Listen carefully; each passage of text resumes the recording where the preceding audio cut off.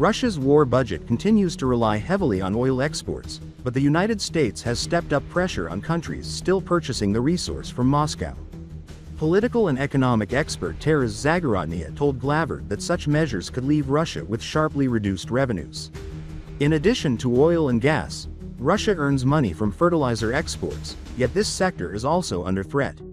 Ukraine has already begun striking targets within Russia's chemical industry, raising questions about the future of this income stream as well.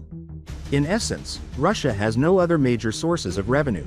It lived off oil and gas sales, but the key European market is already gone. The Americans have moved in, Zagorodnia noted. Under these conditions, he argued, Russia may struggle to sustain its war against Ukraine in the long term. However, the outcome will depend on more than just Moscow's income.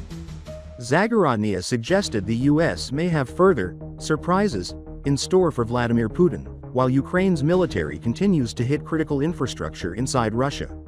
If, for example, Ukrainian forces could paralyze Russia's rail network for a week, it could trigger a crisis in Moscow.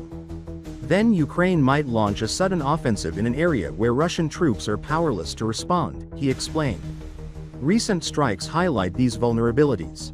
Drones have repeatedly targeted major chemical plants in Russia, including Nevenomysky Azot in Stavropol Krai, one of the country's leading producers of nitrogen fertilizers and ammonia, as well as nitric acid used in making high explosives like octogen and hexogen for artillery shells.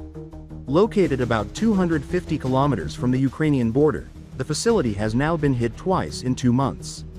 Another attack reportedly struck the Krasnozavodsk chemical plant in Moscow Oblast, a key part of Russia's defense industrial base. According to Andriy Kovalenko, head of Ukraine's Center for Countering Disinformation, the plant produces explosives, gunpowder, and components for munitions and missile systems. It is a critical link in the supply chain supplying Russia's army with artillery shells, MLRS ammunition, and ballistic missiles, he said.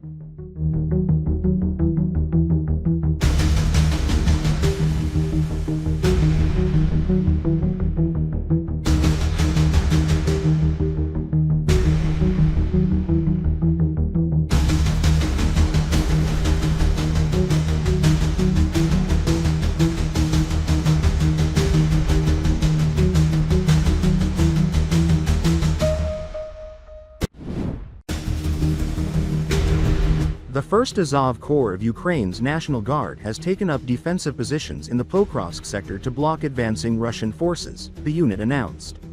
Pokrovsk, a frontline town in Donetsk Oblast, has for months remained one of the most fiercely contested areas in Russia's eastern offensive. According to Azov, its troops arrived in the sector several days ago. The situation along the Pokrovsk axis was described as complex and dynamic, with Russian units attempting to push forward while reportedly suffering losses in both manpower and equipment. Measures have already been implemented to halt Russian advances, with results to be reported in due course, the statement said. The development comes as Russian troops push toward the Debropilya-Kramatorsk highway in Donetsk Oblast, reportedly breaching Ukrainian defenses and securing positions in nearby settlements to enable further offensive operations. Debropilya lies 94 kilometers northwest of Russian-occupied Donetsk and around 22 kilometers north of embattled Pokrovsk. Ukrainian brigades, many of them critically short of infantry, are fighting to hold the line against these advances, even as Russian forces appear to have adapted their tactics to exploit weak points in the defense. Civilian evacuations from contested and occupied areas remain perilous, with Russian forces repeatedly accused of targeting non-combatants. The 1st Azov Corps was formed earlier this year as part of a broader shift toward a corps-based structure. The unit derives its name from the Azov Brigade, which originated during the onset of Russian aggression in 2014 and whose fighters took part in some of the war's most intense battles, including the siege of Mariupol in 2022. Alexander Shirshin, commander of a battalion of the 47th Separate Mechanized Brigade, Magura, urged that the right decisions be made to stabilize the Pokrovsk front. While we continue to advance, storming the crucial ruins of houses and concentrating capable forces in the Sumy direction, the Pokrovsk front is in a difficult state. This situation closely resembles the events leading to the loss of Ocheredin, which caused chaos, created a critical situation in the area, and ultimately paved the way for the enemy's advance. It is important to make the right choices now, even if they have undesirable consequences, as they will preserve our strength and allow us to stabilize the front, he said. Earlier reports indicated that Russian forces were advancing near Kucherevy Yar, Zoloty Kolodias, and Maysky.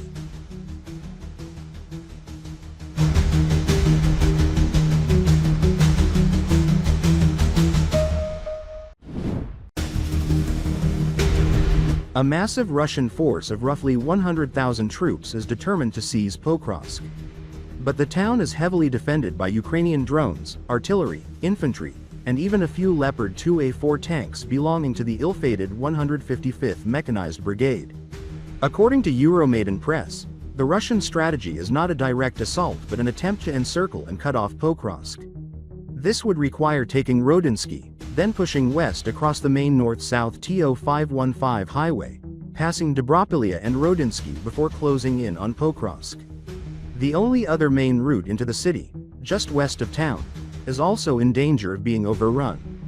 The Russian Center Group of Forces, including the 51st Combined Arms Army, has spent a year advancing from the ruins of Avdiivka, 40 kilometers to the east.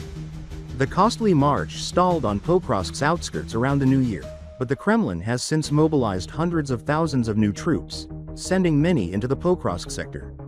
Charging forward on motorcycles or advancing on foot, Russian forces took heavy losses during probing attacks on the city's defenses.